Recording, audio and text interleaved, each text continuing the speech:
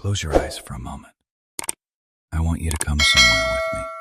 Somewhere the air is so thick with wood smoke and river fog and the perfume of simmering onions that you can taste it on the roof of your mouth before you ever open the door.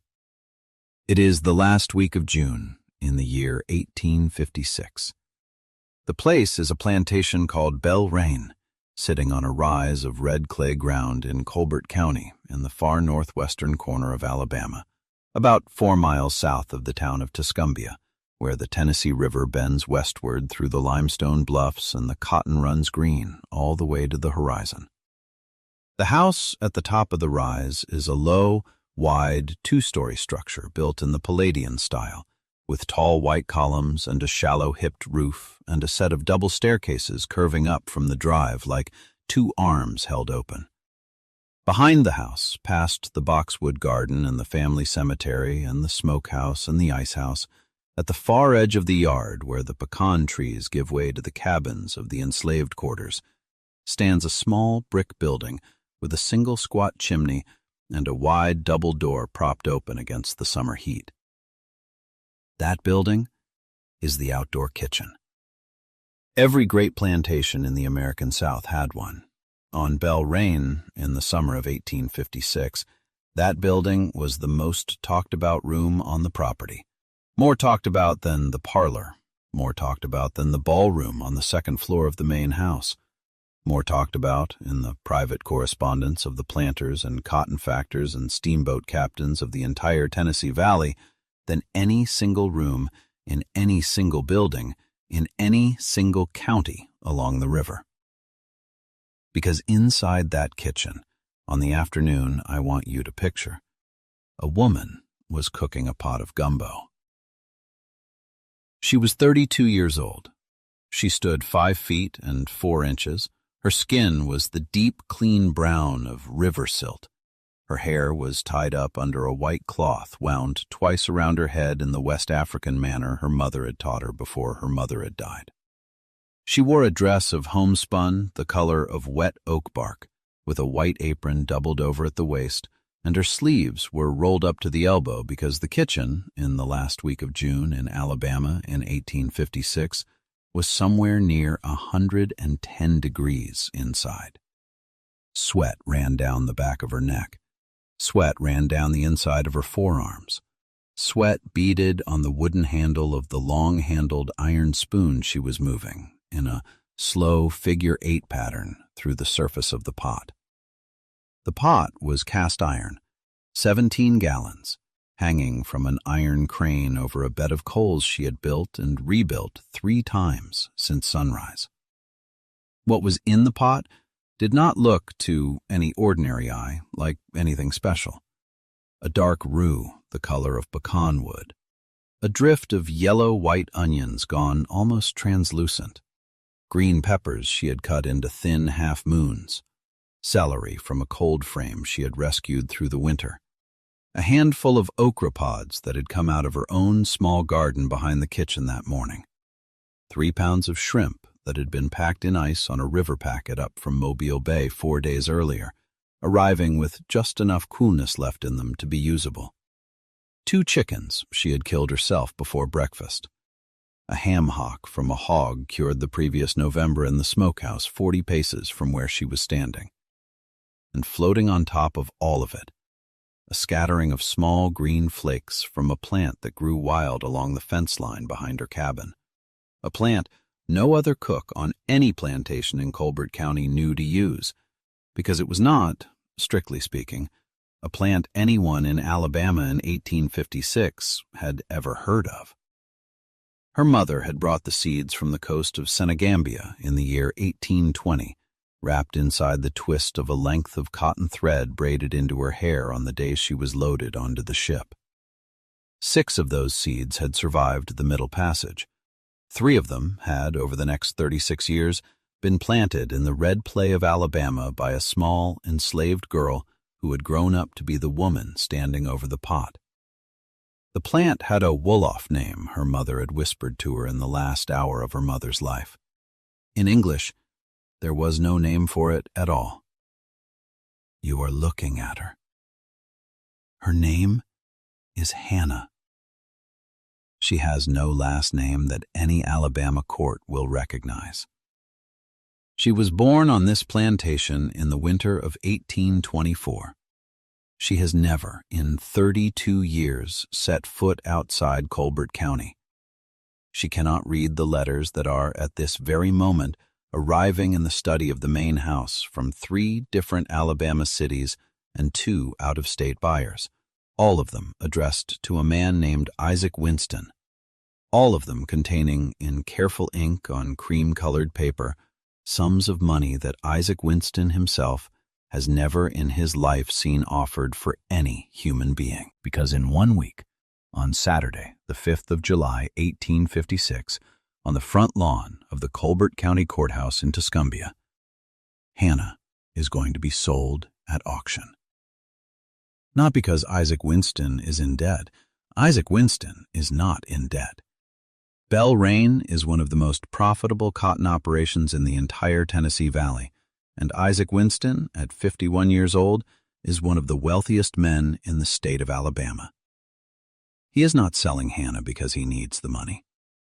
He is selling Hannah because he has been offered, in a sealed letter that arrived by private courier on the 11th of June, an amount of money for a single cook that no white man in the state of Alabama has ever been offered for any single enslaved person of any age or any skill in the entire recorded history of the auction records of the state.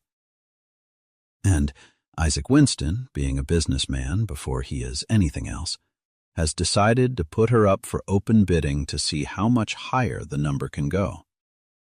The floor price for the auction has been set at $3,500. That, in 1856, is the price of 8 or 9 ordinary field hands. It is the price of a full section of prime bottomland along the river. It is, in the rough conversion that historians have worked out for the American economy of the mid-19th century, somewhere between $130,000 and $160,000 in today's money. And that is only the starting bid. The letters piling up on Isaac Winston's desk in the study of the main house are already talking about numbers considerably higher.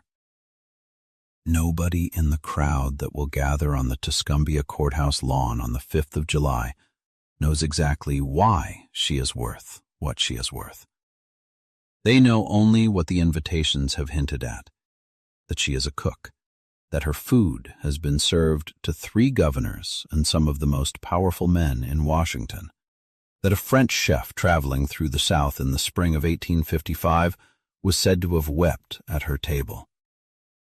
What none of them know, what Isaac Winston himself does not fully know, what only Hannah and one other person in the world know, is what she puts in the pot.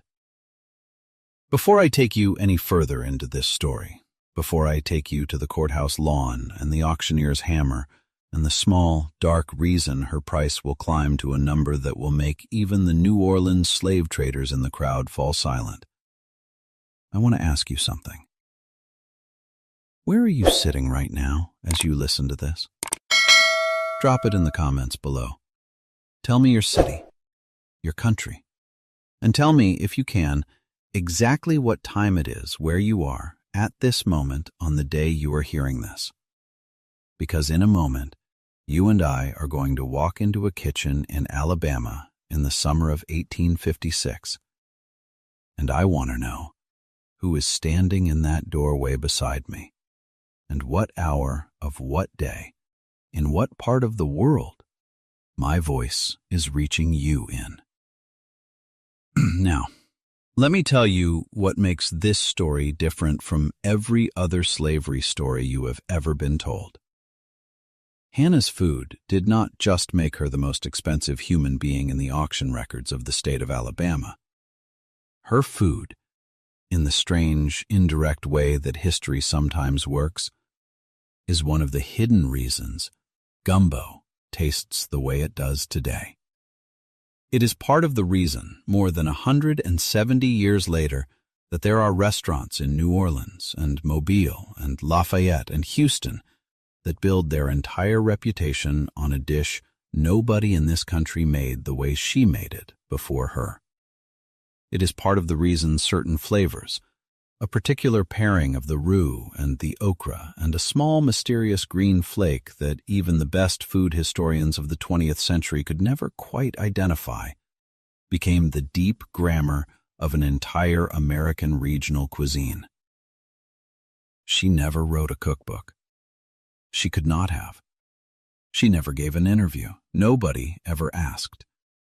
And in the whole 170 years since the afternoon in the kitchen at Belle Raine that I have just described to you, her name has appeared in exactly 2 documents, an auction ledger in a county records office in Alabama, and a single line in a private letter that survives in a manuscript archive in the South.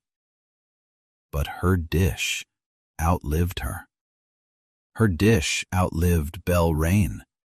Her dish outlived the Confederacy and the war and the man who owned her and every human being who ever sat at the table where her food was served.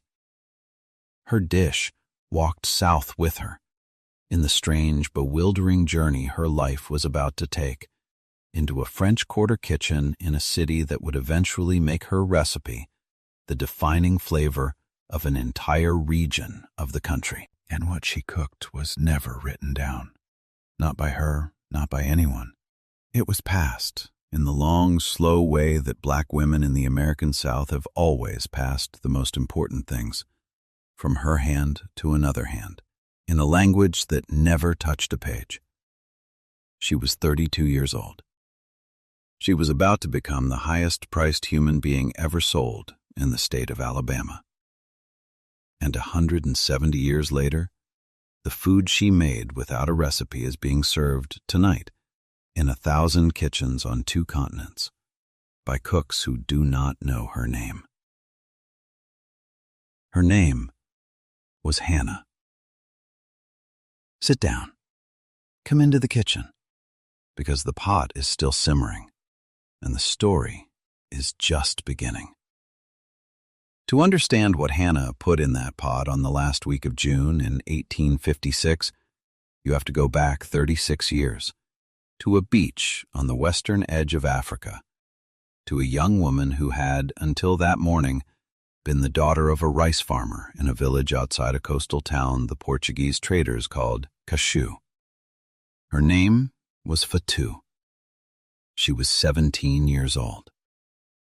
And on the morning of the 4th of March, 1820, she was standing in a line of 43 women on a strip of sand a few miles north of the mouth of the Cashew River, in what is today the country of Guinea-Bissau, watching a longboat push out from the beach toward a ship anchored a mile offshore. Fatou had been walked to that beach for 11 days. She had come from a village in the interior called Bassora, taken in a raid 3 weeks earlier by a party of mounted men from a rival kingdom, sold at the coast for 18 bars of iron and a bolt of blue printed cotton. She had watched her older brother die on the 5th day of the march when his ankle became infected from the rope that bound him to the coffle. She had watched 2 women in the line ahead of her drown themselves in a stream on the 7th day, rather than continue. She had, by the morning of the 11th day, ceased to expect any particular future, and had begun to concentrate her mind on the one small task that her mother had given her in the last hour her mother had been alive, which was the task of the seeds. Fatou's mother had been a healer in Bassora. She had grown, in the small garden behind their family compound, 6 varieties of medicinal plants that her own mother had grown before her, and her mother's mother before that. When the raiders had come, Fatou's mother had been killed in the first minute of the attack. But in the small hour before dawn, when the drums of the raiding party had first been heard in the distance, and the whole village had understood, without having to speak of it, exactly what was coming, Fatou's mother had done one thing.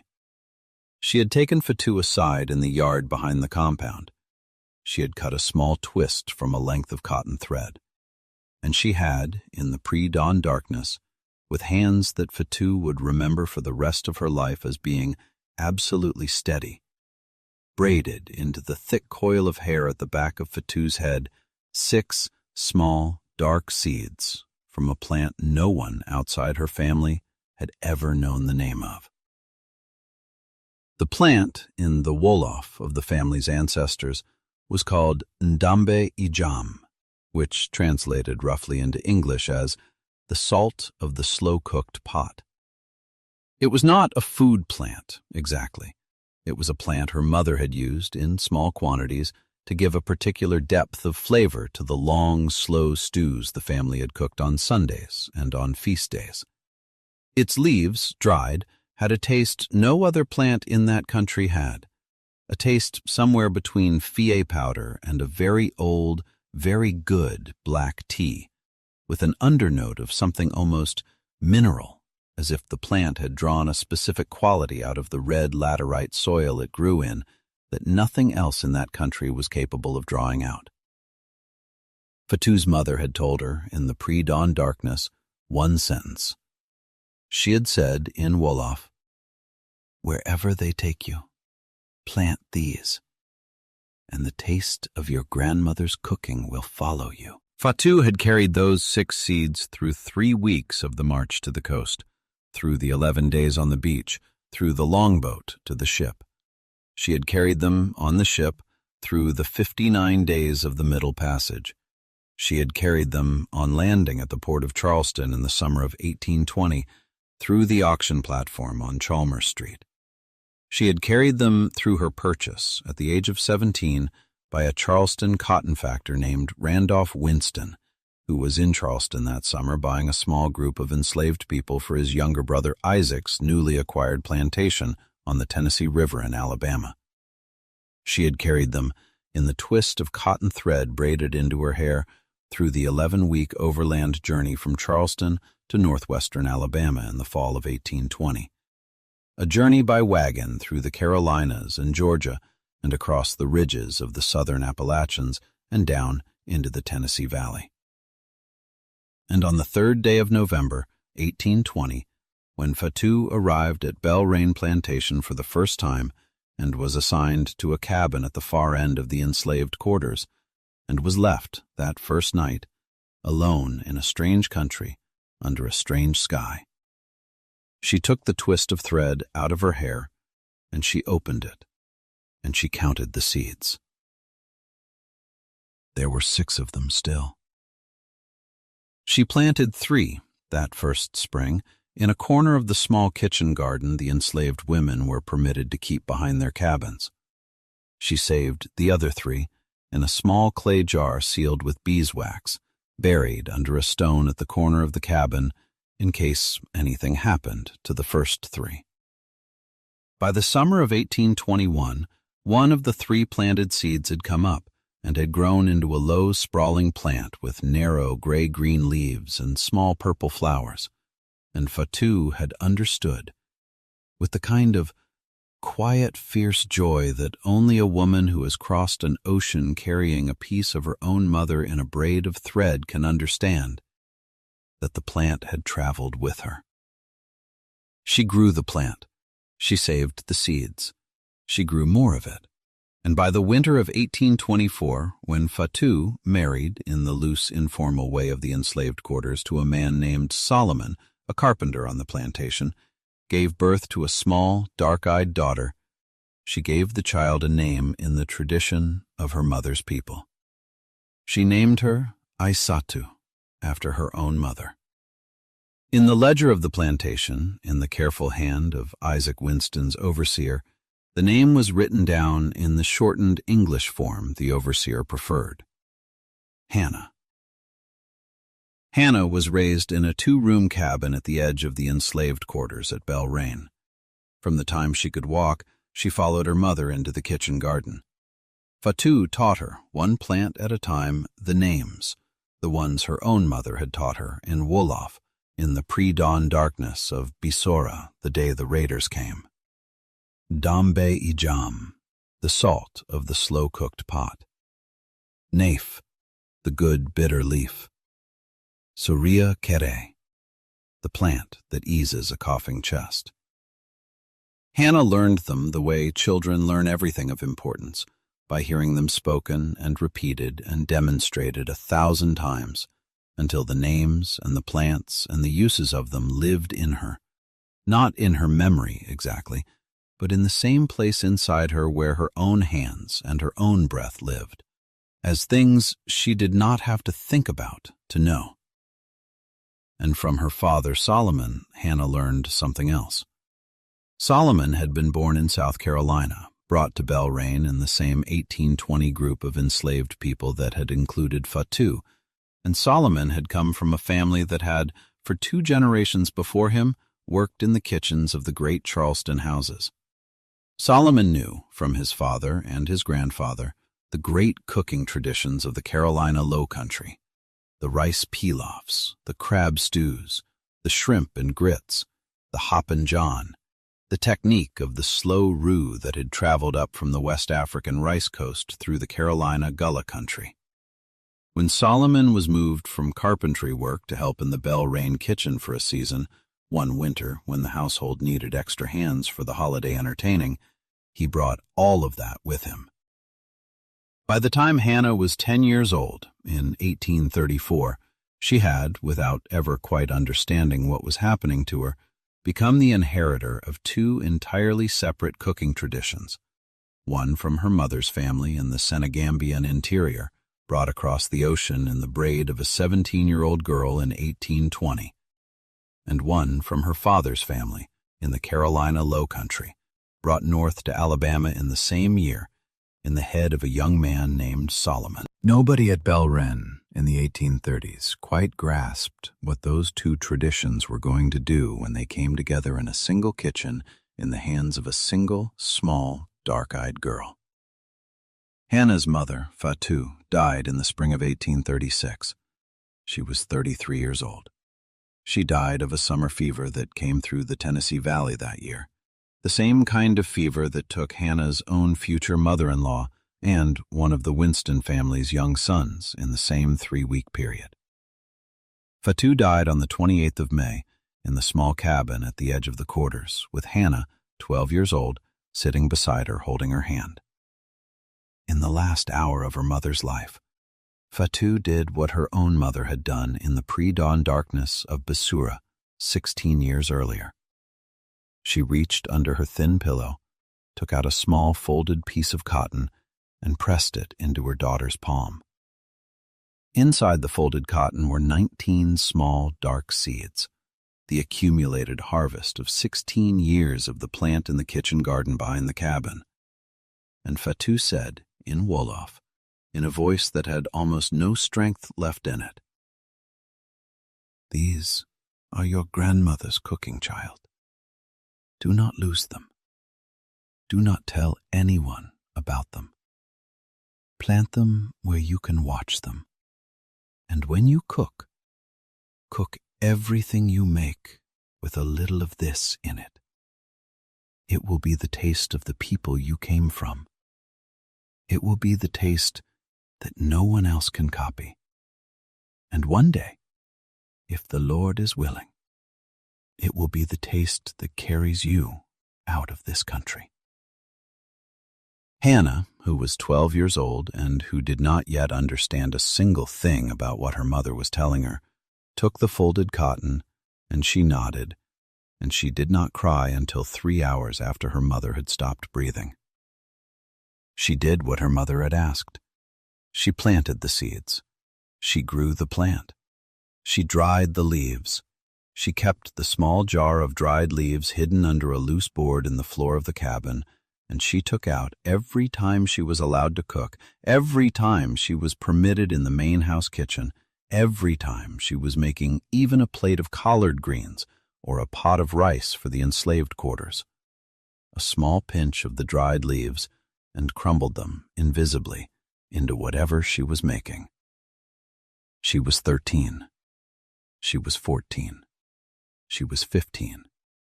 She was working in the main house kitchen full-time by the time she was 16, and the entire household at Belrain, the Winston family, the overseer's family, the occasional white guests, began, without anyone quite understanding why, to remark on the food coming out of that kitchen. They said it had a particular something. They said the collards had a depth they had never tasted in collards before.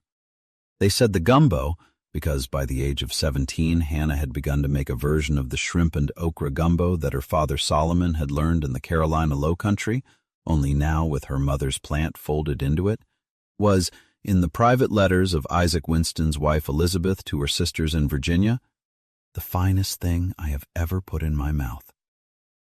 By 1846, Hannah was 22 years old. She was by then the head cook of the main house at Belle Wren. She had, in the small, careful way of enslaved craft workers on great plantations, married a man named Elias, a blacksmith on the neighboring Cherry Grove plantation, 3 miles down the river road, in the same loose, informal way her mother had married Solomon. They had, together, a small son named Moses, born in the winter of 1845. Hannah's father, Solomon, had died in 1844 of a stroke at the age of 60. Her son Moses was now the closest surviving piece of her family. She had, in the way enslaved women in that country had always had to hold multiple loves at once, a husband 3 miles away she saw only on Sundays, a small son she saw every night, and a mother and father buried in the enslaved cemetery at the edge of the property. And she had, in the small clay jar under the loose floorboard, the seeds. She was cooking in the main house kitchen at Belle Wren exactly the way her mother had told her to cook. Every dish she made, from the simplest to the most elaborate, contained, invisibly, in a quantity she alone in the world could have measured by eye, a small pinch of her grandmother's plant. And the reputation of the Belle Wren table in the plantation gossip of the Tennessee Valley had begun to spread. It would spread further, much further. Because in the fall of 1846, Isaac Winston hosted at Belle Wren a dinner party for a traveling guest whose name will bring the whole trajectory of Hannah's life into sudden, violent motion. The guest was a French chef named Alphonse Vidal, and what Alphonse Vidal tasted at that dinner table would change everything. Alphonse Vidal was 38 years old in the fall of 1846. He had been born in Marseille, trained in the kitchens of a great Provençal house at the age of 14, apprenticed in Paris in the 1820s, and had emigrated in the winter of 1836 to New Orleans, where, by the mid-1840s, he had established himself as one of the most respected French chefs in the American South. He ran his own establishment on Royal Street in the French Quarter, a small dining room with only 9 tables that catered exclusively to the Creole and Anglo-American elite of the city, and he traveled once or twice a year to the great plantations of the Deep South, invited by wealthy planters who wanted his advice on the training of their own cooks or on the design of their kitchens. In September of 1846, on his way north from New Orleans to visit a plantation in central Tennessee, Alphonse Vidal stopped in Tuscumbia, Alabama, to spend 3 nights at Belle Wren as the guest of Isaac Winston, whose late father Randolph had, in the 1820s, been one of the earliest customers of a Marseille wine importer for whom Vidal's own father had worked. Vidal arrived at Belle Wren on the 12th of September, on a Saturday afternoon, in a hired carriage from the Tuscumbia landing. He was shown to his room on the 2nd floor of the main house. He was given, before dinner, a tour of the property.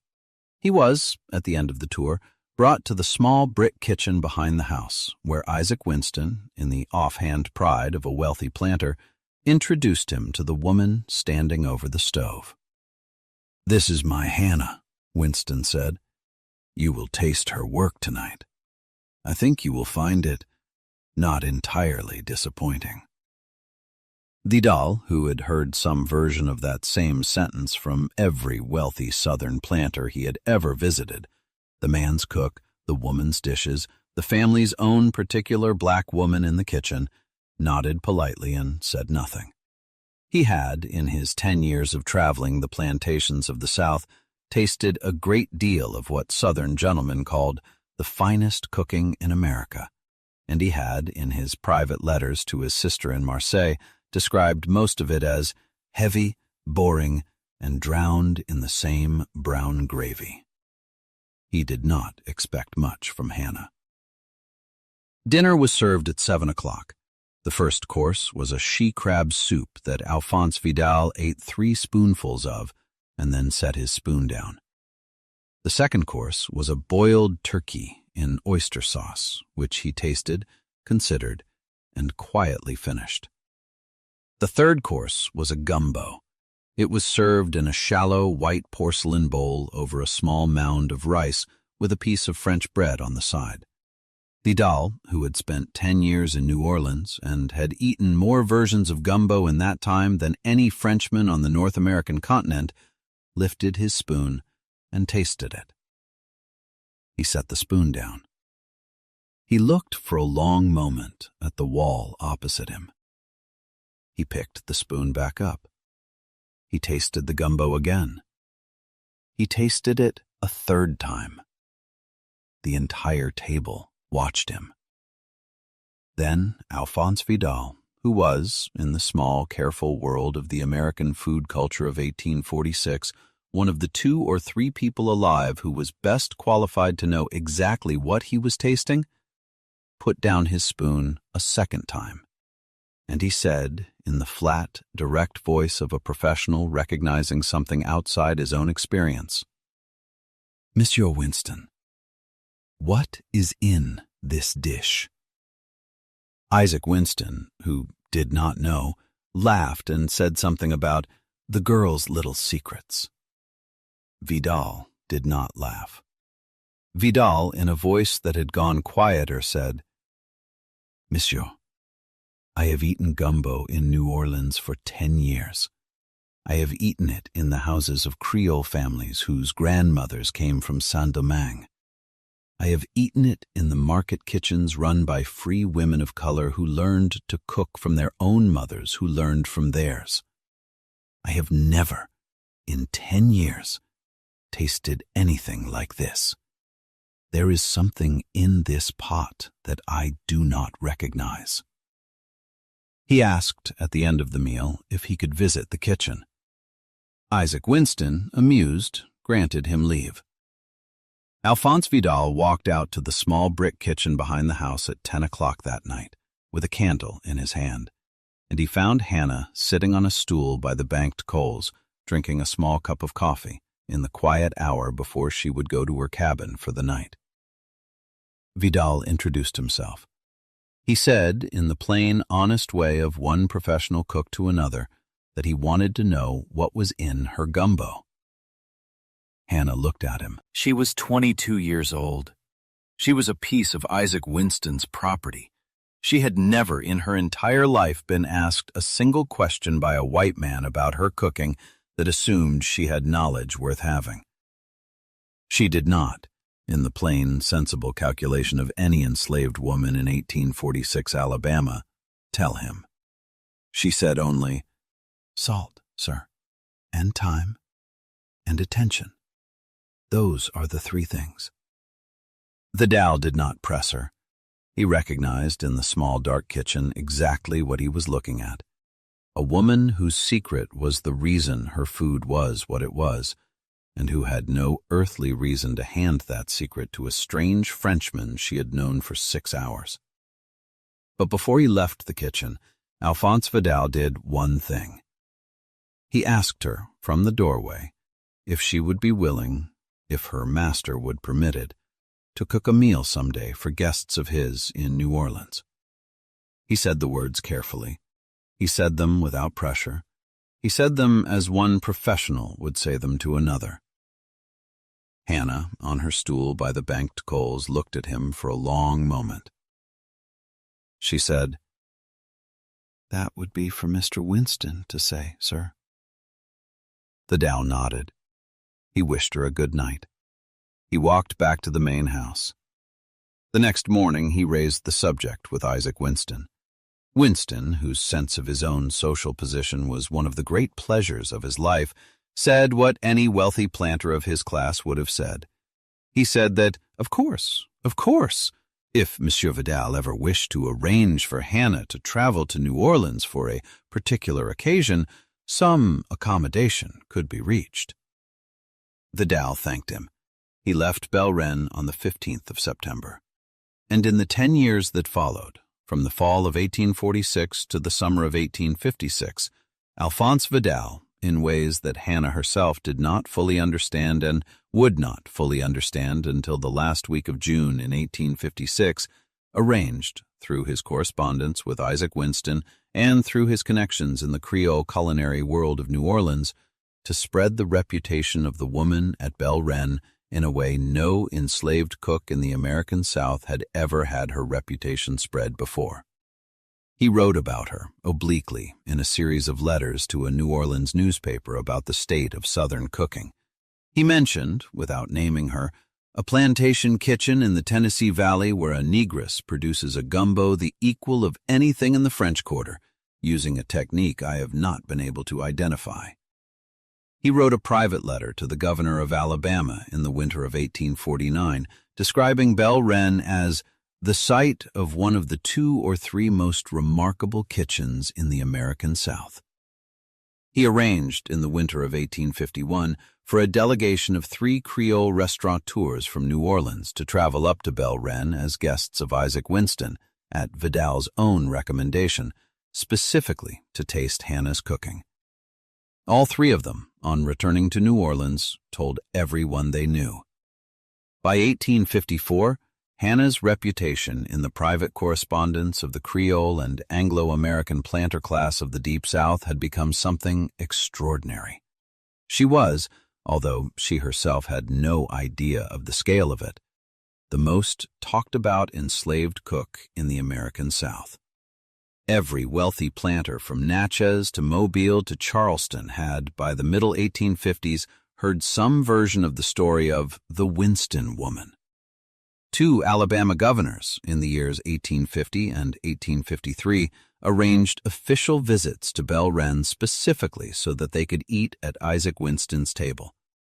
In the spring of 1855, one of the most powerful politicians in Washington, a man whose name filled the newspapers of 3 states that year, dined at Belren on his way through the Tennessee Valley and wrote in a private letter to his wife 3 days later that the gumbo of Winston's cook is the finest thing I have ever eaten in this country or any other, and I have thought of little else since I left the table.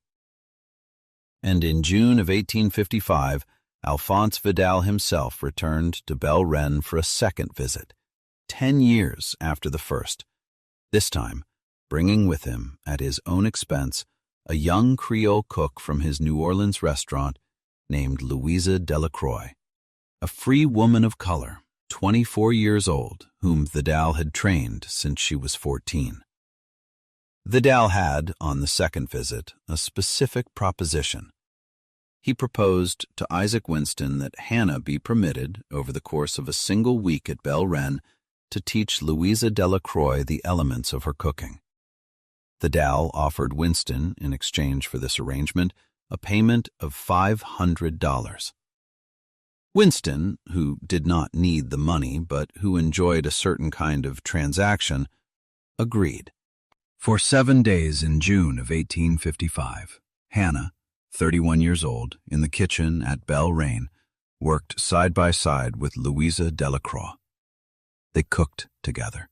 They talked, in the small, careful way 2 black women in the American South of the 1850s could talk, about the plants and the techniques and the timing. Hannah did not, on that visit, tell Louisa the whole truth about the plant. But she did, and this is the piece that will become the whole hinge of what happens next, give her 3 seeds. 3 of the small, dark seeds from the small clay jar under the loose floorboard. She wrapped them in a twist of cotton thread.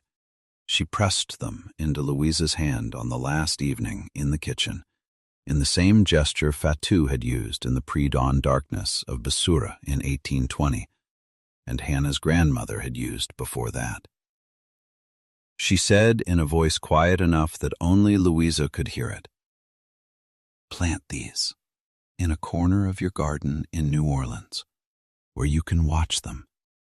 And when they come up, and they will come up, they always come up, you will know what to put in the gumbo, and you will not ever in your entire life tell any white person on this earth what the plant is called or where it came from. Do you understand me? Louisa Delacroix, at 24 years old, in the kitchen at Belrain in June of 1855, nodded once and said, "Yes, ma'am, I understand." She left for New Orleans the next morning, and Alphonse Vidal, back at his establishment on Royal Street, understood in the deep place, the professional place, the place where cooks recognize the small, permanent transactions that shift the flavor of a whole region, that something had just happened that he himself did not fully understand, but that was, in its own quiet way, going to matter for a very long time. That was June of 1855. 12 months later, in the last week of May in 1856, a letter arrived at Isaac Winston's study at Belrain, sealed in wax with the initials A.V. It was from Alphonse Vidal in New Orleans. It contained a proposition. Vidal was writing on behalf of a consortium of 3 Creole restaurateurs in the French Quarter of New Orleans. They wanted to buy Hannah, not to lease her, not to rent her cooking for an evening, to purchase her outright, permanently, as the head cook of a new dining establishment they were planning to open in the fall of 1856 on Chartres Street. They were prepared to offer, for a single enslaved woman, the sum of $5,000. Isaac Winston read the letter 3 times. He walked to the window of his study and he looked out over the pecan trees toward the small brick kitchen where Hannah was, at that very moment, kneading dough for the household's supper bread. And Isaac Winston made a calculation. $5,000 for a single enslaved cook was a number no planter in the state of Alabama had ever been offered for any single enslaved person of any age or any skill. It was, by any honest reckoning, an absurd sum. But if a consortium of Creole restaurateurs in New Orleans was prepared to offer $5,000, sight unseen, on the strength of 10 years of gossip and 1 visit by an apprentice, then the market for Hannah, in the private thinking of Isaac Winston, was probably higher than $5,000. And Isaac Winston, who was a wealthy man but who was, before he was anything else, a businessman, decided that instead of accepting the private offer, he would put Hannah up at public auction and let the market tell him what she was actually worth. He wrote back to Alphonse Vidal on the 3rd of June, 1856, thanking him for the offer, declining it, and informing him that Hannah would be sold at open auction on the 5th of July on the lawn of the Colbert County Courthouse in Tuscumbia. He set the floor price at $3,500. He invited Vidal and any interested parties to attend. The letter was posted on the 4th of June. And within 11 days, Isaac Winston's study was receiving letters from Mobile, from Natchez, from Charleston, from Savannah, from Louisville, from New Orleans, from 2 buyers in New York, and, remarkably, from a Cuban sugar merchant in Havana, who had heard about the auction through his New Orleans correspondent, and who was prepared to send a representative up the river with a bank draft. Hannah did not know. He said that she would be well treated by whoever bought her, because whoever bought her would have paid a great deal of money. He said that she should keep her cooking the same right up until the morning of the sale, because the auction crowd would include buyers who might wish to sample her food beforehand. And he said, in the last sentence he spoke to her before he turned and walked back to the main house, that her son Moses, 11 years old, working in the plantation stables, would be staying at Belrain. he would not be part of the sale. Hannah stood in the kitchen doorway watching Isaac Winston's back retreat across the yard toward the house, with the long-handled iron spoon still in her hand. She did not weep. She stood there for a very long minute. And then she walked back into the kitchen, and she picked up the spoon, and she began to stir the pot in the slow figure-8 pattern she had learned from her father Solomon 30 years earlier. The pattern that kept the roux from scorching, that mixed the shrimp and the ham hock and the okra and the small green flakes into the deep, steady rhythm of a dish that had, without her ever quite understanding it, become the most valuable thing in the state of Alabama. She had 8 days.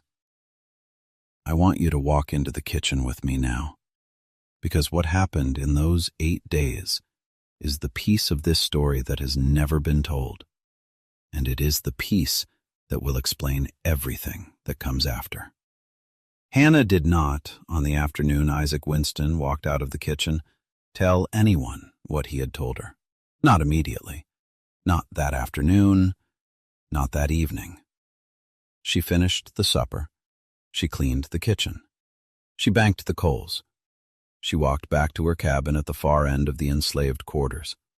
She sat on the small wooden bench outside her door in the last blue light of the June evening, and she did the one thing she had trained herself in 32 years of being what she was to always do before she did anything else. She thought. She thought for a very long time. By the time she went inside her cabin, sometime after 10 o'clock, and lit the small tallow candle on the table and sat down on the edge of her narrow rope bed, she had understood 4 things. The first thing she had understood was that whoever bought her at the auction on the 5th of July would be taking her a very long way from Belrain. Nobody was going to pay $4,000 or $5,000 or $6,000 for a cook and then bring her a mile down the river to work in the next plantation kitchen. She was going, in all likelihood, to New Orleans. She had, from Louisa Delacroix's visit the previous year, a fair understanding of what New Orleans was. She was going to be, from the 5th of July forward, 700 miles from her son. The second thing she had understood was that her son was going to be, from that same 5th of July, alone. The third thing she had understood was that her husband Elias, on the neighboring Cherry Grove plantation, was going to be, from the same 5th of July, without a wife. Not that they had ever had, in the plain, honest, legal sense of it, a marriage the state of Alabama would recognize. But they had, in the small, careful arithmetic of the enslaved quarters, spent 11 Sundays and 11 Christmases and 11 summers together. And they had a son. And the fourth thing she had understood was the thing that had, in the long, careful minute of standing in the kitchen doorway, come into focus in her mind for the first time in her entire life. She had understood that the plant her mother had brought across the ocean in the braid of her hair in 1820, the small dark seeds she had carried from Bissora to Cashew to Charleston to Belrain over 11 weeks in the fall of 1820, was worth, in the market of the American South in 1856, more money than any single enslaved person had ever been sold for. Not because the plant itself was rare. It was not rare in the mother country. It grew in the interior of Senegambia in the yards behind ordinary family compounds. It was worth what it was worth because Hannah had been the only person in the American South who had it, who knew what it was, and who knew how to use it. 6 seeds had crossed the ocean. 3 had come up in the garden at Belrain. 3 had, in the winter of 1856, still been sitting in the small clay jar under the floorboard of her cabin. And as of the last week of June, 1 small pinch of the dried leaves was already sitting in a small kitchen garden in the French Quarter of New Orleans, in a corner of Louisa Delacroix's yard, waiting to come up. That last fact was the piece of the puzzle that changed everything. Because if Louisa Delacroix's plants came up, and Hannah, from 30 years of watching those seeds germinate in Alabama clay, knew that they would come up, they always came up, then the plant would be in New Orleans, in the hands of a free woman of color, in a private garden, in a city that already loved the food Louisa Delacroix was going to make with it. And Hannah, sitting on the edge of her narrow rope bed in the flickering light of the small tallow candle, understood the fourth thing. She understood that whether she was bought by the New Orleans Consortium or by the Cuban merchant or by any of the other bidders, and whether she went to New Orleans or to Havana or to New York, the plant her mother had carried across the ocean was, from that moment forward, no longer in her sole keeping. It had, on a summer afternoon in Louisa Delacroix's palm in June of 1855, become the shared inheritance of two women. And in a few more months, when the plants in Louisa's garden came up and Louisa began to cook with them, it would become, quietly, patiently, one plate at a time, the shared inheritance of an entire city. Which meant that her mother's dying words, whispered in Wolof on the morning of the 28th of May, 1836, had already, in a way Fatou herself could not possibly have foreseen, come true. One day, if the Lord is willing, it will be the taste that carries you out of this country. The plant was going to carry her. She did not, that first night, know exactly how. She did not know who would buy her. She did not know what her life would look like on the other side of the 5th of July. But she understood, in the private country inside her own skull, that the small seeds her mother had braided into her hair in 1820 were no longer, strictly speaking, a secret she was carrying alone. She lay down on the rope bed at 3 o'clock in the morning. She did not sleep. At 4 o'clock, she got up, put on her dress, walked out to the kitchen in the pre-dawn darkness, and began building the fire for the morning's cooking. She had 8 days. She was going to use them.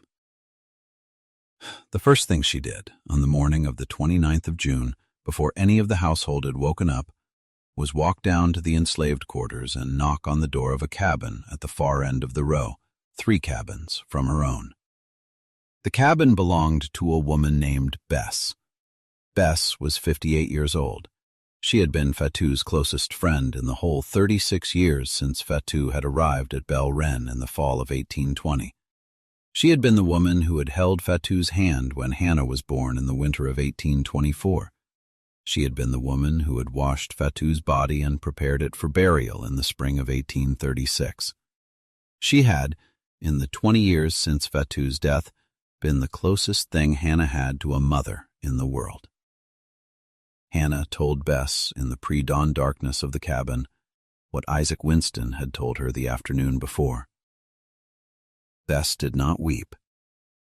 Bess had, in the small, careful arithmetic of a black woman in her 50s on an Alabama plantation in 1856, done her weeping for the day someone she loved was sold 30 years earlier. And she had, since then, saved her tears for the days when the weeping could accomplish something. She said, in the small dark cabin, one sentence. She said, "Tell me what you need me to do, child." Hannah told her. She told Bess about the small clay jar under the floorboard of her own cabin. She told Bess about the 3 remaining seeds inside it. She told Bess about the small kitchen garden at the back of Louisa Delacroix's house on Toulouse Street in New Orleans, where 3 other seeds had, 12 months earlier, been planted. And she told Bess what she needed Bess to do. She needed Bess, on the 6th of July, the day after the auction, to take the small clay jar out from under the floorboard of Hannah's cabin and to bury it, wrapped in oilcloth, in the corner of Bess's own kitchen garden at the foot of the peach tree that stood there. She needed Bess to plant the 3 seeds in the spring of 1857 and every spring after that, and to harvest the leaves in the fall. She needed Bess to teach the plant and the seeds and the drying of the leaves to Hannah's son, Moses. And she needed Bess to tell Moses, not right away, but when he was 14 or 15 or 16 years old, when he was old enough to hear the whole story, that his grandmother, Fatu, had brought the plant across an ocean in the braid of her hair in 1820, and that his mother had cooked with it every day of her working life, and that the reason his mother was going to be able to walk into the kitchen of a New Orleans restaurant on the other side of the 5th of July, 1856, with something no other cook in the American South had, was because his grandmother, at 17 years old, in the pre-dawn darkness of Bizura, on the morning the raiders came, had refused to walk to the ship without a piece of her own mother in her hair. That is the sentence I want to pause on for a moment, because before I take you into the next part of this story, before I take you to the courthouse lawn and the auctioneer and the hammer and the number that will come out of that morning, I want to ask you something. What is your name? Just your first name. Drop it in the comments below. Because in the story I am telling you, in the kitchen at Belrain and the cabin at the end of the quarters and the small brick building where a woman was, on the morning I described to you at the very beginning, stirring a pot with a long iron spoon, that woman had a name. Her name was Hannah.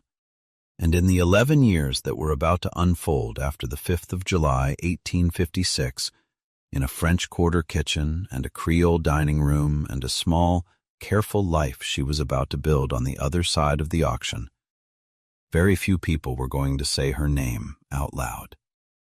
Not because they did not know it. Because in the small, dense, courtly world of Creole New Orleans in the late 1850s, an enslaved head cook in a restaurant was not, most days, addressed by her name. So I would like, before we walk together into the courthouse square in Tuscumbia on Saturday morning, the 5th of July, 1856, to know the name of the person who is standing in the kitchen doorway with me tonight. Tell me, and then come with me, because the auction is starting. Bess, in the small dark cabin in the pre-dawn light of the 29th of June, took Hannah's hand across the small wooden table between them, and she said, "I will do all of it, child. Every single piece of it. I will do it if I live. And if I do not live, I will teach Bella to do it. And Bella will teach her daughter. And the seeds will not die in this ground. I promise you that. I promise you that on the grave of your mother, whose hand I held the day you were born." That was the promise. That was the piece of the plan that got made in the first hour of the first morning of the 8 days. Over the 7 days that followed, in the small, quiet corners of the working plantation, Hannah did 4 more things. She spent, on the evening of the 29th, 3 hours in her cabin with her son Moses. She did not tell him she was being sold. That was too big a thing to give to an 11-year-old boy who could not yet do anything with the knowledge.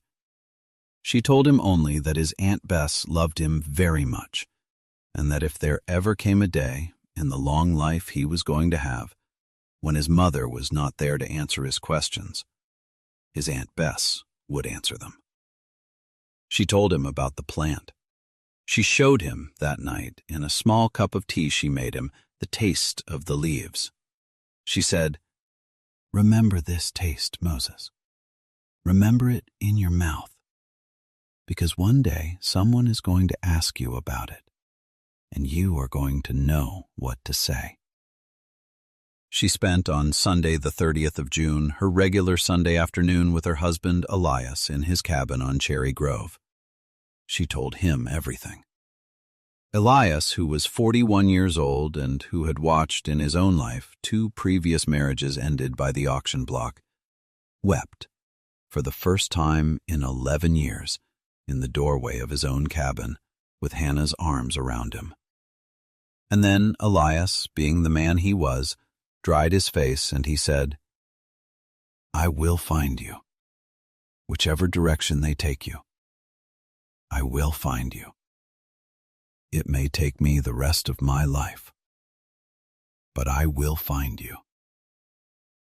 Hannah, who did not know if that was possible, but who understood exactly why he had to say it, kissed him and said only, "I know you will." She spent, on Monday the 1st of July, the entire day preparing the food for a small dinner party Isaac Winston had scheduled for the following Thursday, the 3rd of July, for 4 of the most prominent buyers who had written in advance of the auction.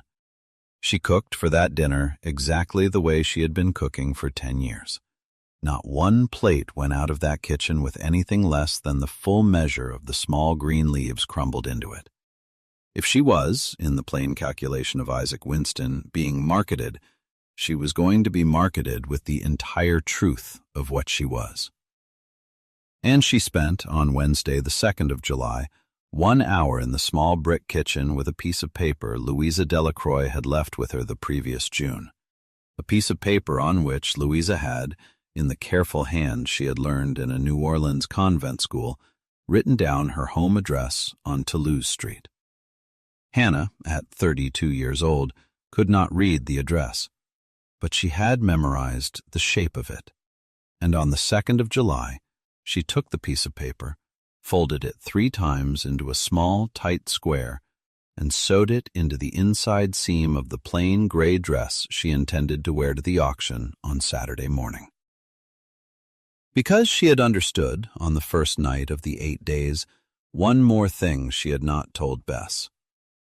She had understood that whoever bought her at the auction on the 5th of July, whatever consortium, whatever merchant, whatever household, she was going to arrive at her new life in New Orleans, if it was New Orleans, and she believed it was, with one small piece of leverage. One piece of information that would, in the careful private negotiation of an enslaved head cook in a Creole restaurant, matter more than her buyers would understand. She knew where Louisa Delacroix lived. And Louisa Delacroix had, growing in her garden at that very moment, 3 plants that were about to produce leaves that would change the taste of every gumbo in the French Quarter of New Orleans. Hannah, in the 2nd week of the summer of 1856, understood that she was not actually being sold as a piece of property. She was being sold in a small, careful way that none of the buyers understood, as a partnership. The auction on the 5th of July was going to be, although no one in the crowd on the Tuscumbia Courthouse lawn would understand this until years later, the moment when Hannah stopped being Isaac Winston's cook and started being the co-founder of a cuisine. Saturday morning came. The auction was scheduled for 11 o'clock. Hannah put on the plain gray dress with the folded paper sewn into the seam. She tied the white cloth around her head. She kissed her son Moses on the forehead in the pre-dawn darkness of her cabin. She walked the 4 miles from Belle Raine to the Tuscumbia Courthouse in the back of an open wagon with Isaac Winston's overseer driving. She sat on a small wooden bench in the shade of the courthouse steps for 2 hours while the crowd gathered. A crowd, by all later accounts, of more than 400 people, more than had ever gathered at any auction in the history of Colbert County. The bidding opened at 11:15 at the floor price of $3,500. It ended 41 minutes later at a final hammer price of $6,750, paid by a consortium of 3 Creole restaurateurs from New Orleans, the same consortium Alphonse Vidal had written to Isaac Winston about in the spring, represented in the crowd by a tall, thin man in a linen suit whose name was Etienne Broussard, and who, when Hannah climbed down from the auction platform and stood in front of him at 11:56 on Saturday morning, the 5th of July, 1856, did something no white man in her entire life had ever done. He took off his hat. He said in a French-accented English, "Madame, it is my honor to bring you to New Orleans. My partners and I will treat you well. I promise you this." Hannah looked at him. She did not answer.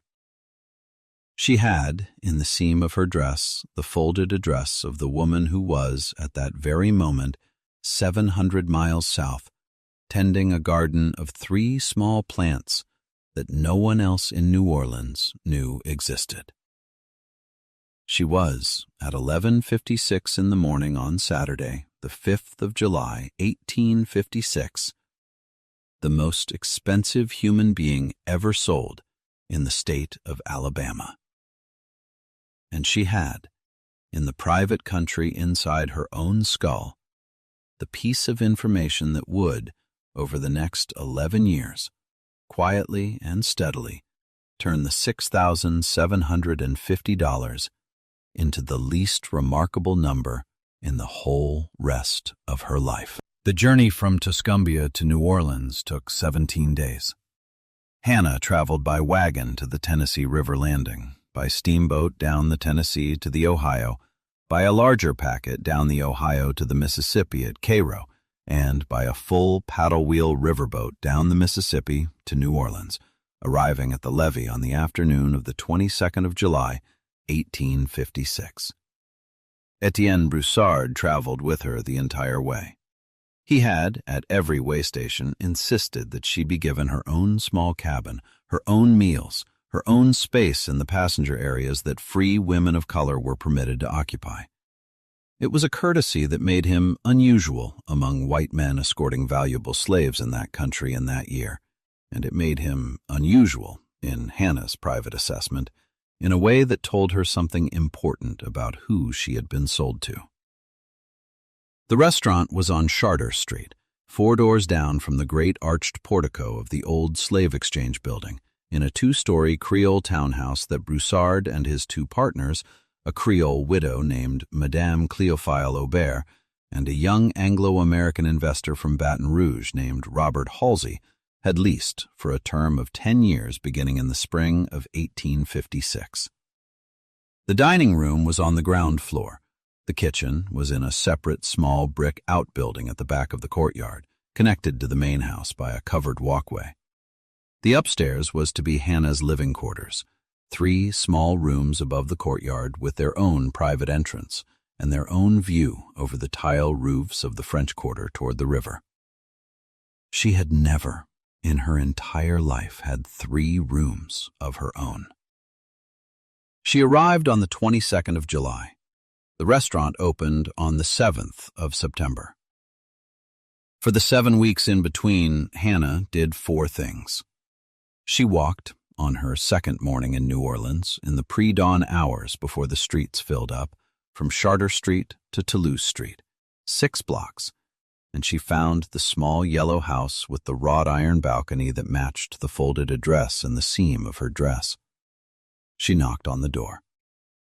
She waited. When Louisa Delacroix opened the door and saw who was standing on her stoop, Louisa put her hand over her mouth and did not, for a long moment, say anything.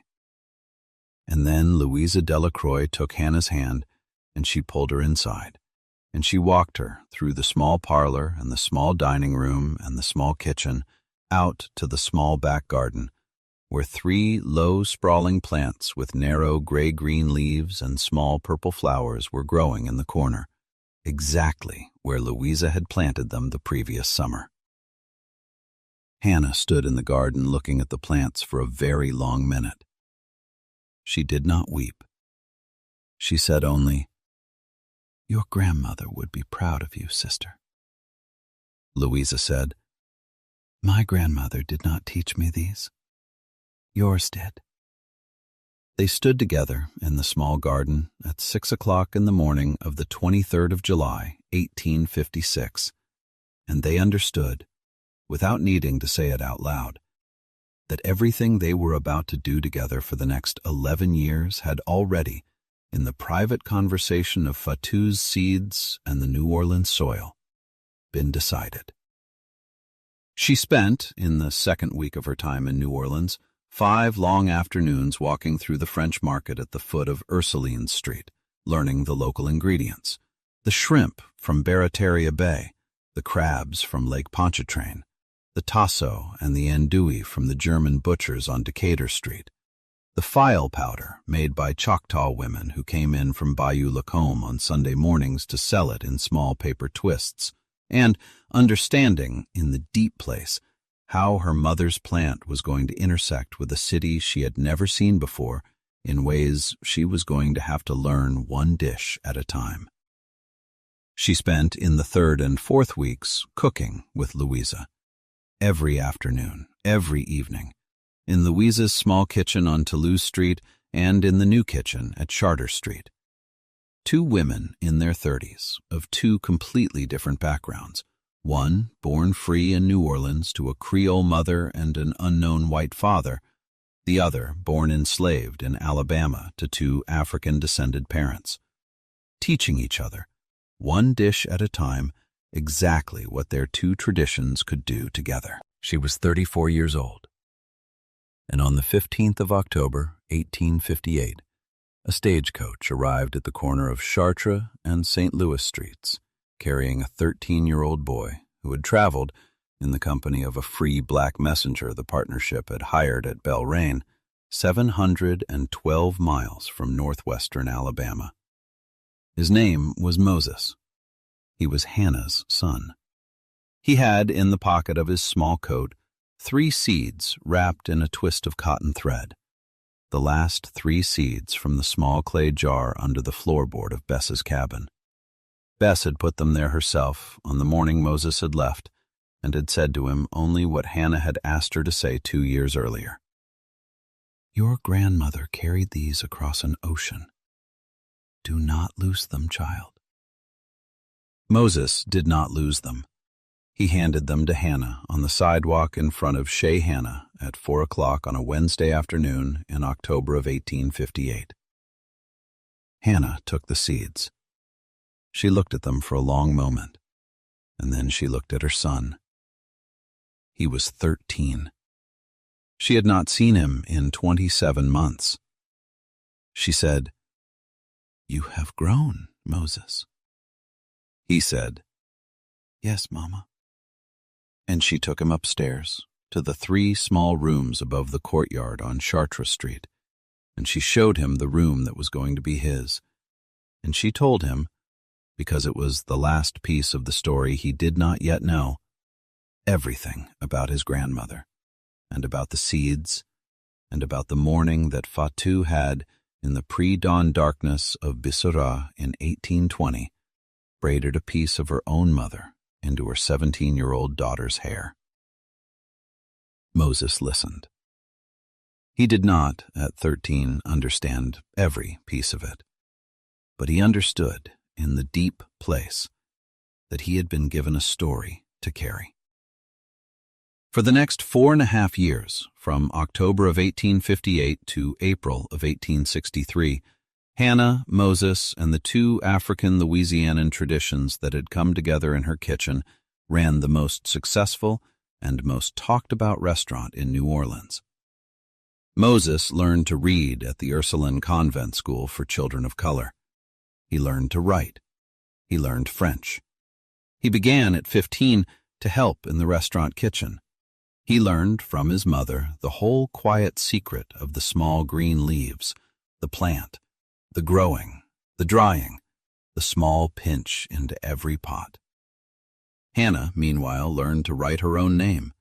She learned to read the account books. She learned to hold her own in the small, careful negotiations of the partnership meetings against Robert Halsey when he wanted to raise the prices too far, and against Etienne Broussard when he wanted to expand the dining room. She traveled in the summer of 1861, the first summer of the Civil War, when the Union blockade had not yet fully closed the Mississippi, up the river on a paddle-wheel steamer to visit her husband Elias in Alabama. She stayed for 3 weeks at Cherry Grove, in the small hidden room the enslaved community had prepared for her, and she came back to New Orleans with the small, quiet knowledge that whatever happened in the terrible war that was tearing the country apart, Elias and Bess and the whole small community of Belrain and Cherry Grove that had raised her was still there, waiting. And in April of 1862, when the Union Navy under Admiral Farragut ran the forts below New Orleans and captured the city, 5 days of chaos and terror and realignment, Hannah stood on the second-floor balcony of Chez Hannah on the 25th of April, 1862, and watched the U.S. Navy warships come up the Mississippi River. And she understood, because a black woman of her age and her intelligence in the American South in 1862 understood these things by instinct, that the whole geography of the country she had lived her entire life in was, in that afternoon, changing forever. New Orleans, from April of 1862 forward, was under Union military occupation. Slavery, in the parts of Louisiana held by the Union Army, was, although the formal Emancipation Proclamation would not come until January of 1863, already effectively over. And Hannah, at 38 years old, on the balcony of the restaurant that bore her name, understood that the moment she had been waiting for since she was 12 years old, the moment her mother had told her about in Wolof in a small, dying voice on the 28th of May, 1836, had arrived. The plant had carried her out of the country of her birth into the country of her freedom. But there was one more thing the plant had to do, and it did it in the spring of 1863, when a small, terrible letter arrived at Chez Hannah from Alabama. The letter was written by a Union Army chaplain named Reverend Josiah Fairchild, attached to a regiment of the United States Colored Troops, then encamped near Tuscumbia, Alabama.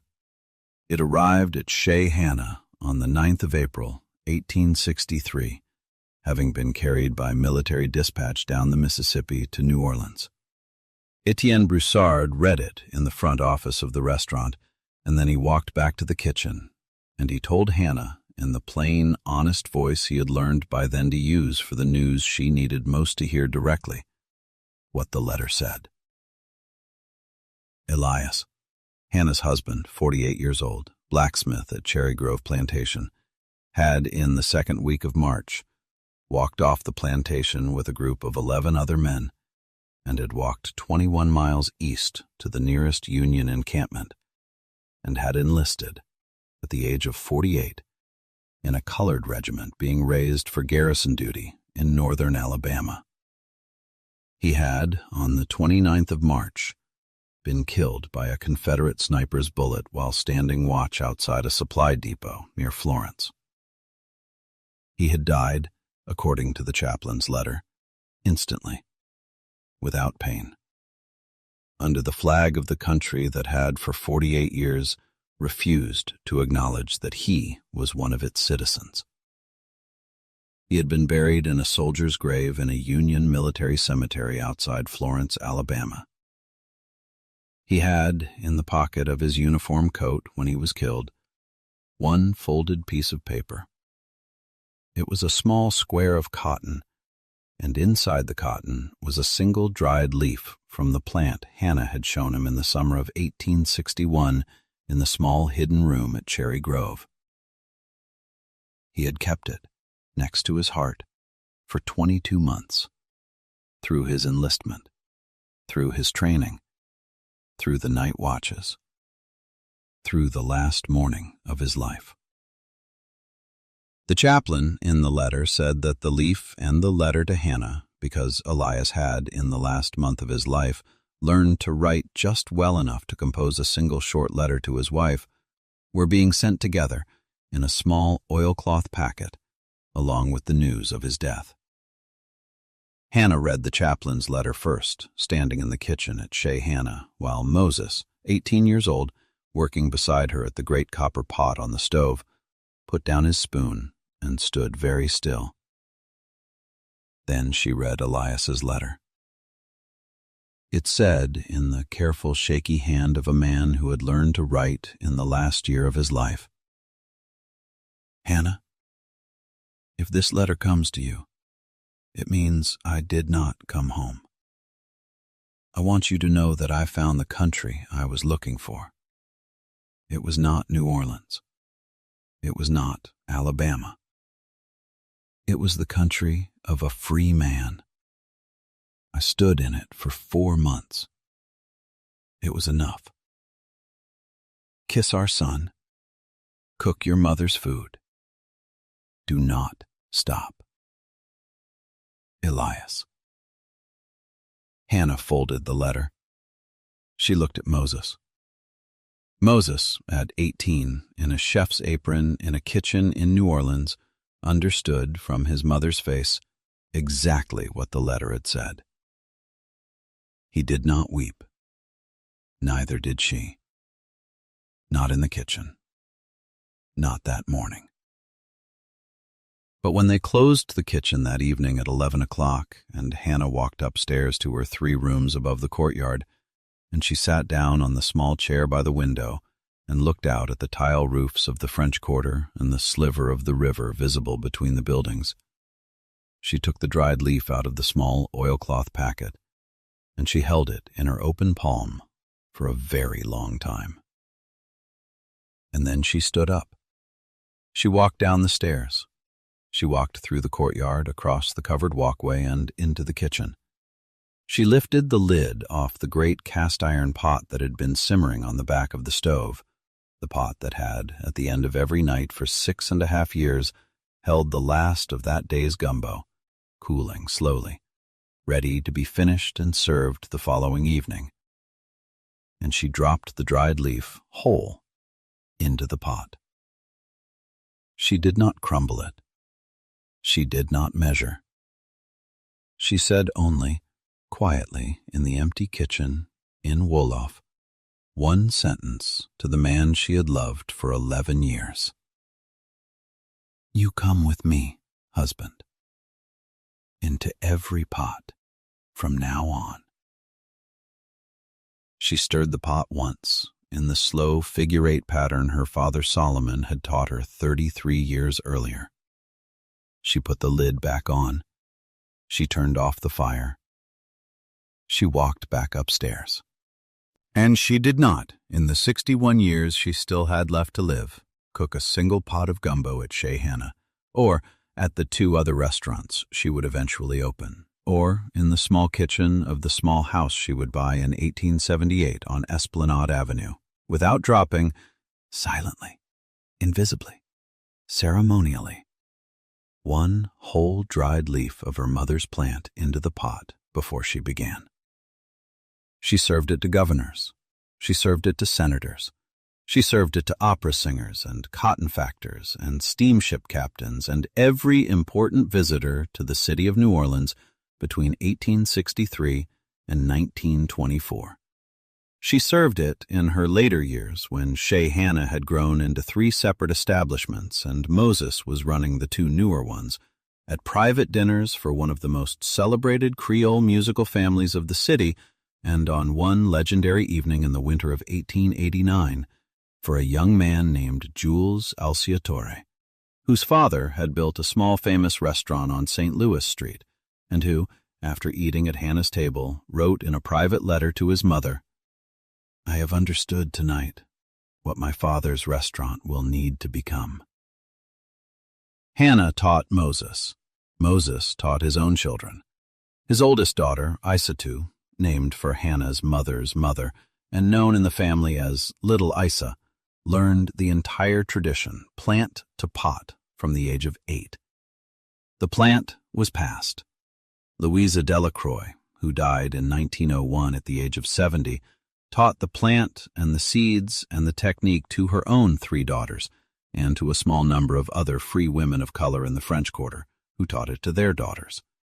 By 1900, there were something like 11 black women in New Orleans who knew the secret of the plant, who could grow it, dry it, and use it. By 1925, there were 23. By 1950, there were nearly 100. None of them ever wrote the plant down. None of them ever put the name of it, the Wolof name, Ndambe Ijam, the salt of the slow-cooked pot, into any recipe book, any newspaper interview, any conversation with any white food writer who came into the black kitchens of New Orleans in the 20th century looking for the secret of what made Creole cooking what it was.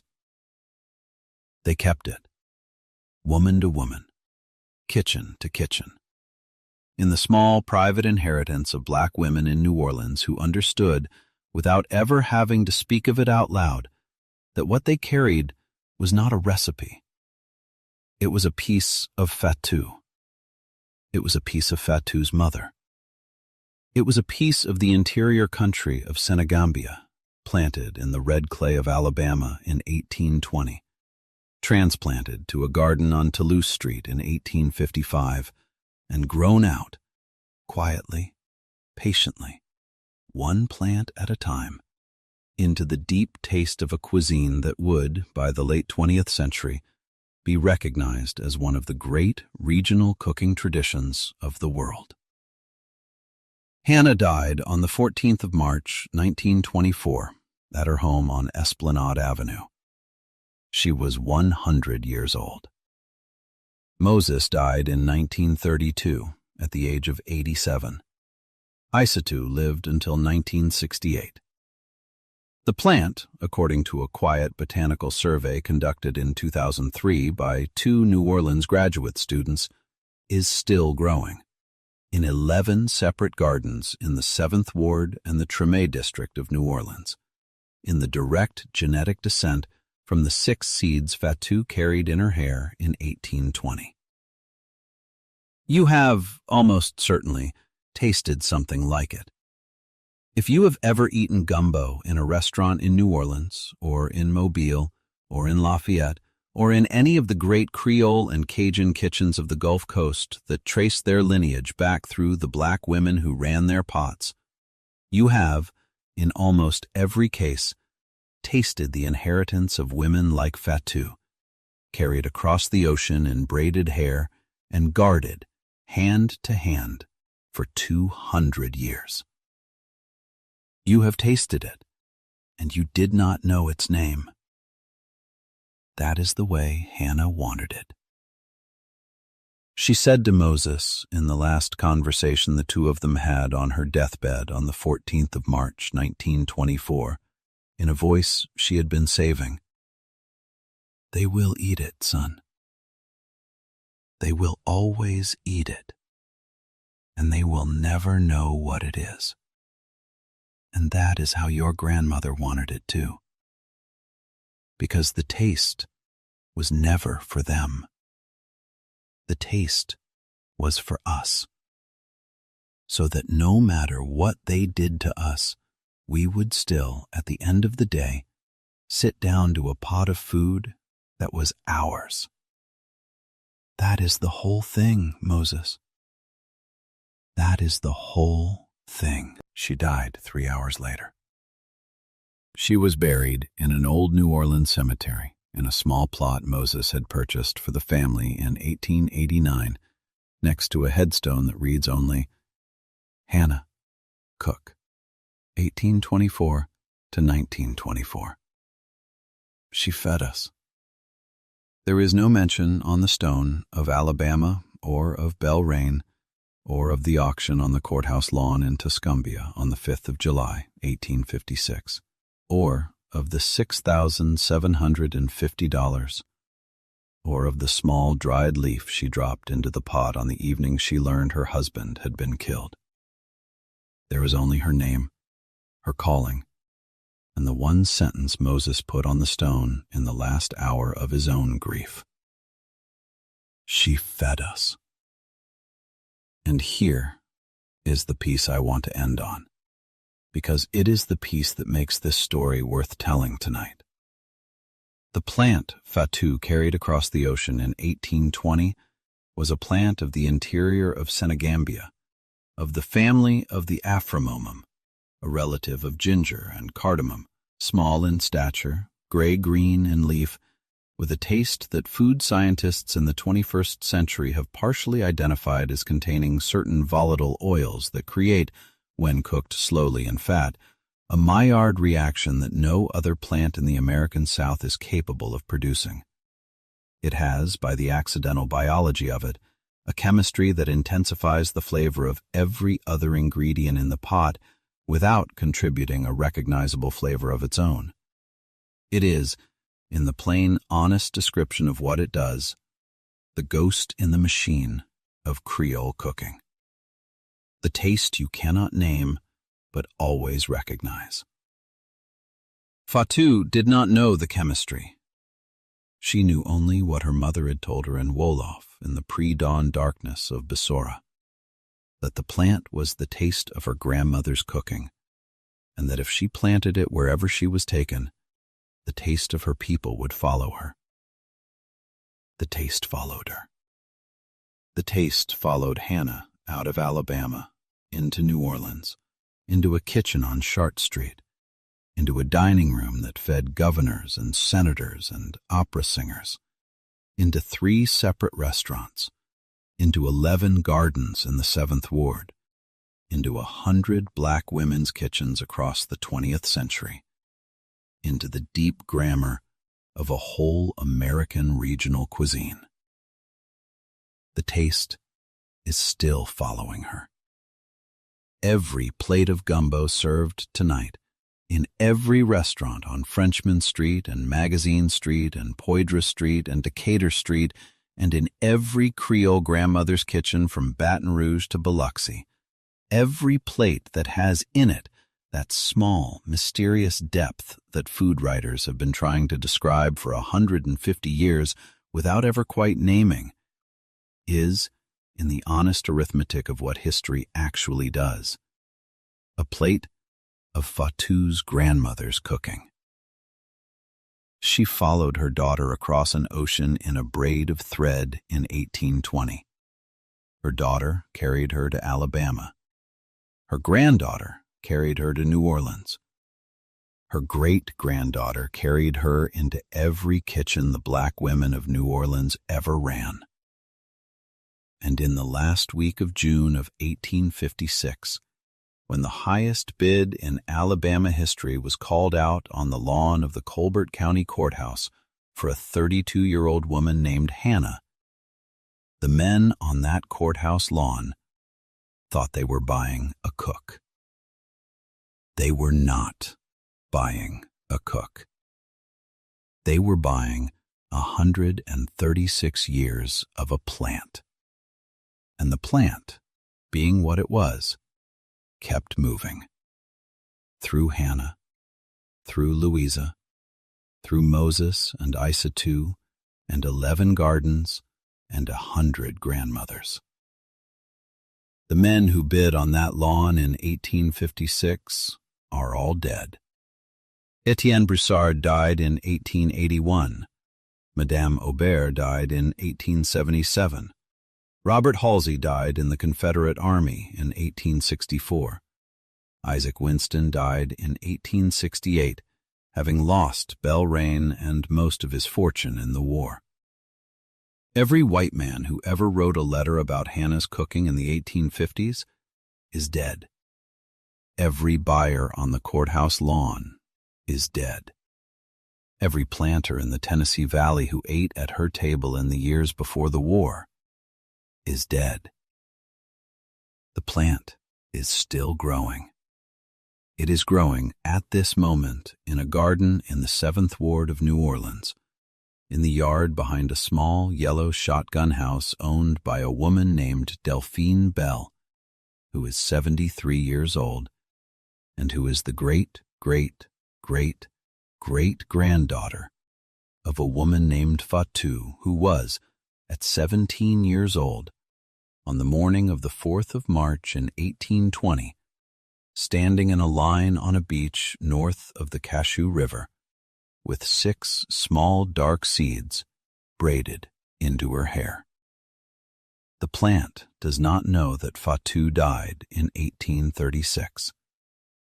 The plant does not know that Hannah died in 1924. The plant knows only what plants know, which is how to come up in the spring and set seeds in the fall and pass its whole small, careful chemistry from one generation of soil to the next.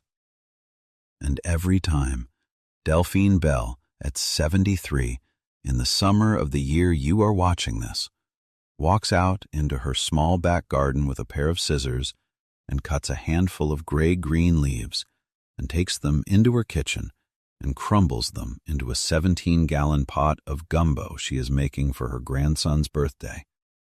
A piece of Fatu's grandmother in the interior of Senegambia in the year 1780-something walks into a New Orleans kitchen in the 21st century and joins the pot. That is what a plant can do. That is what Hannah understood. That is what she told her son Moses in the last hour of her 100-year life. They will eat it.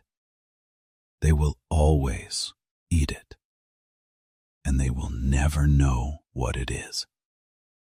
And that is how your grandmother wanted it too. Because the taste was never for them. The taste was for us. The men on the courthouse lawn in Tuscumbia on the 5th of July, 1856, thought they were paying $6,750 for a cook. They were, without ever understanding it, paying $6,750 for the privilege of eating a plant that had already, 36 years earlier, decided to outlive them. The plant outlived them. The plant is still winning.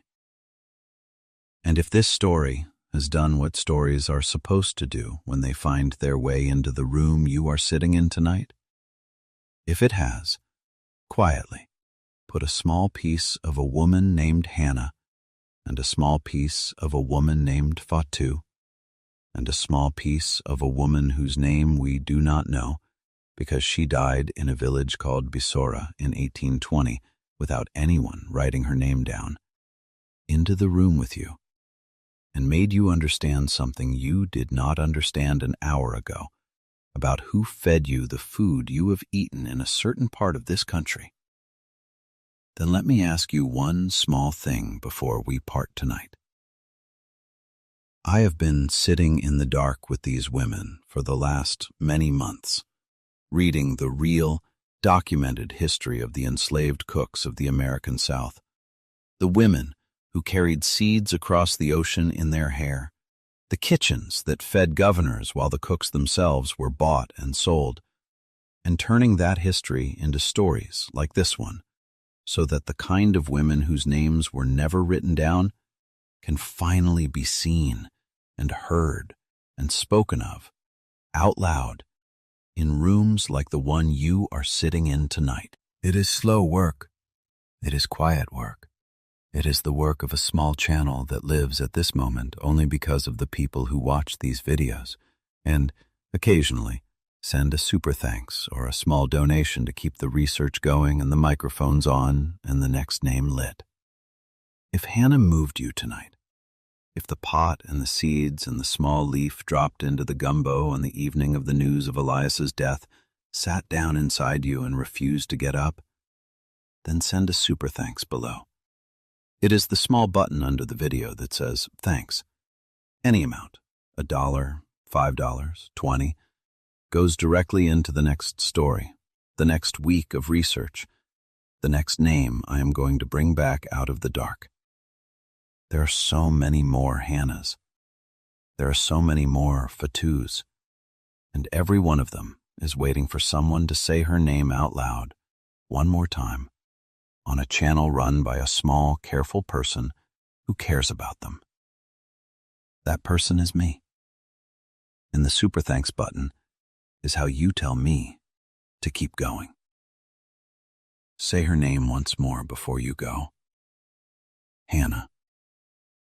Say her mother's name too, Fatu.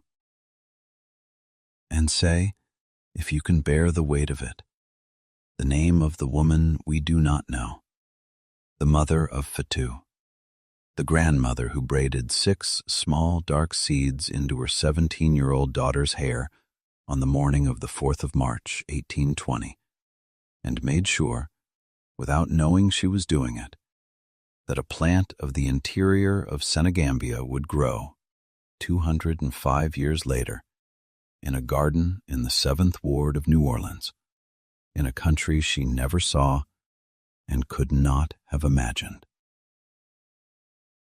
Say her, too, even without her name, because she is in the pot. Then share this video with someone you love, because someone you love has, in the last year, eaten a bowl of gumbo somewhere in this country and did not know they were eating a piece of a story like this one. Someone you love needs to hear that the food they think of as American Southern was carried here in the hair of 17-year-old girls who lost everyone they loved on a march to the coast, and that the taste they have been chasing in every Creole restaurant they have ever visited is the taste of women who refused, on the morning the raiders came, to walk to the ship without a piece of their own mothers in their braids. And if you want to keep walking with me through these forgotten corners of history, the seeds hidden in the hair, the leaves dropped into the pot on the evening of terrible news, the small yellow houses in the 7th Ward where a plant is still growing that walked here from Africa in 1820, then stay a while. Subscribe.